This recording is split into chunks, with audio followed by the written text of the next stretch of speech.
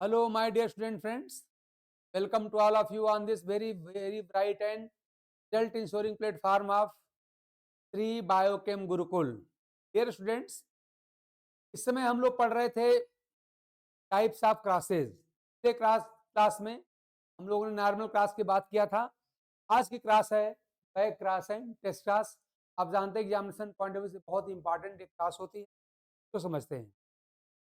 मान लीजिए मैंने एक क्लास कर दिया, एक नॉर्मल क्लास सपोज करिए, हमने लिया यहाँ पे देखिए मेल, हम किया मान लीजिए यहाँ पर प्योर हमारे पास ये रेड फ्लावर कलर वाला प्लांट है, तो क्रॉस कर दिया हमने यहाँ पर फीमेल प्योर व्हाइट फ्लावर वाले प्लांट से। व्हाइट आप जानते हैं, तो पढ़ चुके हैं, जब मेल और फीमेल दोनों ही प्योर होते हैं और कैरेक्टर कंट्रास्ट में होते हैं तो होती है नॉर्मल क्रॉस। यानी हमने सिंपली एक नॉर्मल क्रॉस लिखा है यहाँ पे। और आप जानते हैं जहां से नॉर्मल क्रॉस की शुरुआत होती है हम कहते हैं पेरेंटल जेनेसिस P1। ये हो गई पेरेंटल जनरेशन। अब आप जानते हैं अगली जो जनरेशन होती है, आप सब लोगों ने पढ़ा है लॉ ऑफ डोमिनेंस। और वो लॉ क्या कहता है, जब दो प्योर और कंट्रास्टिंग कैरेक्टर के बीच अगर क्रॉस किया जाएगा तो अगली जनरेशन जो F1 जनरेशन कहलाती है, इसमें केवल डोमिनेंट कैरेक्टर ही अपीयर होते हैं। तो आप जानते हैं कि रेड और व्हाइट में से रेड होता है डोमिनेंट, यहाँ पे रेड यहाँ पे अपीयर होगा। और ये भी आप जानते हैं कि F1 का जो प्लांट हमेशा H फॉर हाइब्रिड होता है। ये सिंपल सी बात सबको पता है।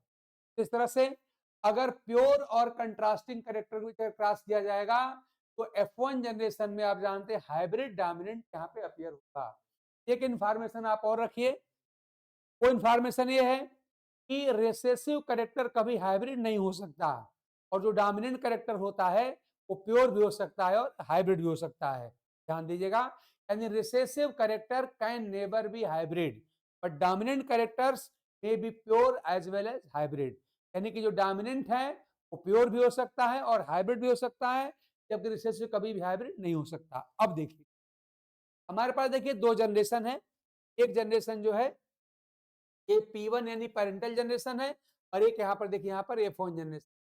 अगर कोई पूछे आपसे कौन आगे और कौन पीछे, साफ साफ दिखाई पड़ रहा है। तो आप देख रहे हैं कि ये जनरेशन जो है F1 जनरेशन आगे है और P1 क्या है, पीछे है।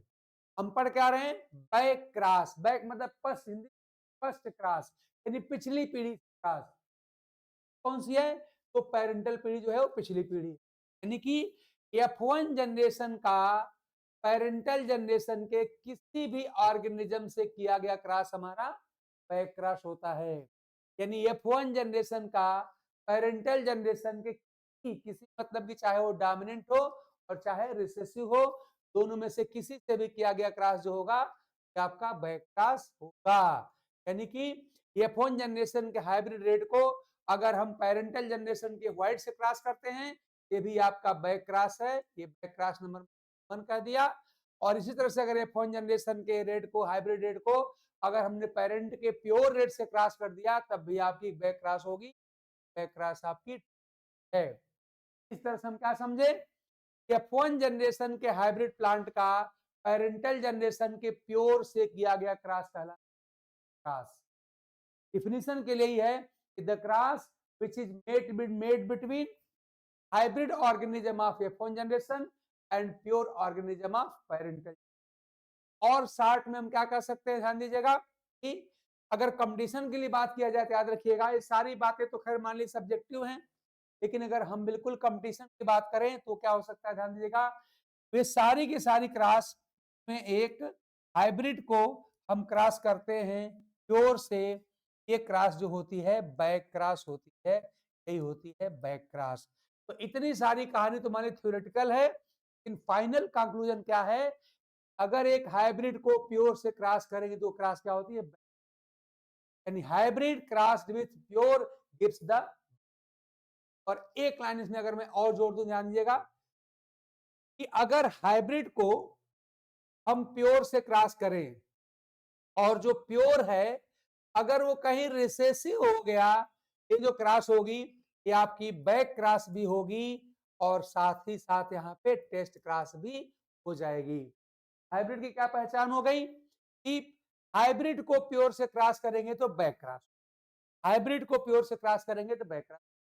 यहाँ पर मैंने हाइब्रिड को प्योर से क्रॉस किया तो बैक क्रॉस तो हो ही गई, लेकिन देखिए थोड़ा सा एक पॉइंट हमने और जोड़ दिया, तो प्योर हो कैसा और रिसेसिव है। अगर हाइब्रिड को प्योर रिसेसिव से क्रॉस किया तो क्रॉस आपकी क्रॉस हो जाए। आज मैंने एक छोटी सी वीडियो बस ली है, बस जस्ट बाय फॉर डिफिनीशन, इतनी सी बात हम यहीं पे छोड़ते हैं। अभी इसको आप लोग अधूरा मान के चलिएगा, अगले क्लास में इसको पूरा करेंगे और इसकी सारी की सारी रेशियो और प्लस न्यूमेरिकल जो पूछे जाते हैं मैं आपको बताऊंगा। तो आज की क्लास बस इतनी सी रहेगी, अगली क्लास के लिए